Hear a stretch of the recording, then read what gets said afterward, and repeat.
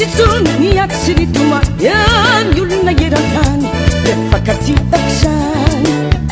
maninona amverina tany aloha mifankatsy avokoa ny olona rehetra tsy misy tsony irony ady mafany fa mitaky fivoarana trany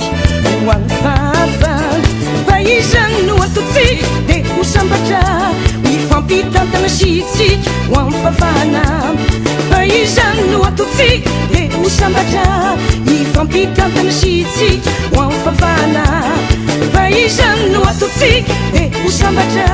mifampitantana sitsika ho amin'ny fafana fa izany no ataotsika dia ho sambatra mifampitantana sitsika ho amin'ny fafana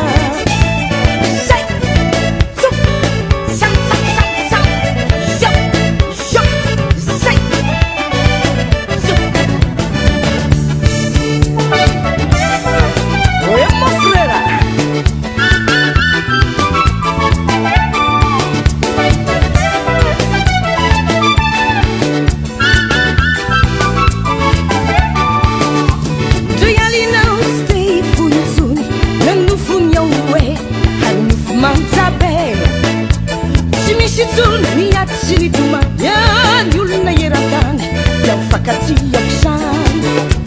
maninona amverina tany aloha mifankatsy avokoa ny olona rehetra tsy misy tsony irony ady mafany fa mitaky fivoarana trany ho an'ny fahavany fa izany no ataotsika dia ho sambatra mifampitantana sitsika ho an'ny fafana fa izany no ataotsika dia ho sambatra mifampitantana sitsika ho amin'ny fafana fa izany no ataotsika dia ho sambatra mifampitantana sitsika ho amin'ny fafana fa izany no ataotsika dia ho sambatra mifampitantana sitsika ho amin'ny fafana zay alinao tsy dia hifohy intsony nanofony ao hoe anofo manjabe tsy misy tsony miatsy ny tomaiany olona eran-tany dia mifankatsiako zany